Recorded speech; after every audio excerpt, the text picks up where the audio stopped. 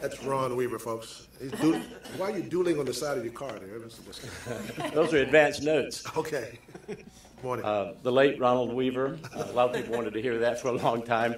401 East Jackson Street. I'm a member of a couple of boards and co-chairman of a couple of transportation committees, but those groups need to formulate their position on the subjects just discussed by two former speakers.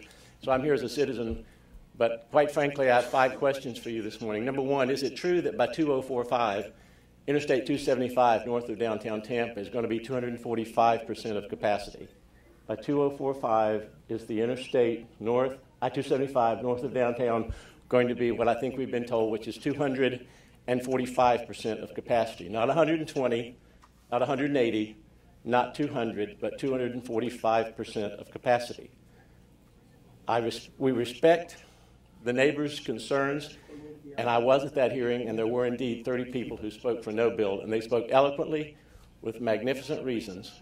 But we need to hear from the rest of the community with respect to whether or not I-275 north of downtown is or is not going to be involved in toll roads, which it appears that they are, at least for now, not intended to be toll roads, as I understand the presentation made by the DOT at the Seminole Heights presentation last week. Number two, I understand there is little to no additional right-of-way going to be taken vis-a-vis disruption of those neighborhoods, vis-a-vis additional right-of-way, and that there will be little or no additional right-of-way taken in order to achieve the $300 million preferred alternative of one lane in each direction added to Interstate 275 north of downtown regarding that 2045 242% of capacity. Third question, are we or are we not going to have a boulevard? And if we're ever going to have a boulevard, will it or will it not solve some of these problems or make some of them worse? What will it do to Florida? What will it do to Nebraska? What will it do to the connectivity of everything north of downtown toward the interstate? Number four, when will we have CSX's viability? Is it 5 years? Is it 15 years?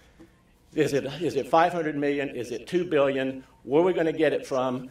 With or without the lawsuit vis-a-vis all four transportation? Thank you, Janet and others, for the all four transportation, $302 million.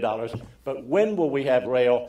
And how long can we survive on I-275 north for commerce, for tourists, and everything else it takes in order to function as a region until we get CSX and we get rail and the lawsuit is over and we spend the $302 million a year of all four transportation vis-a-vis connecting downtown and the University of South Florida and New Tampa and Wiregrass and the world? Thank you, Mr. Chairman.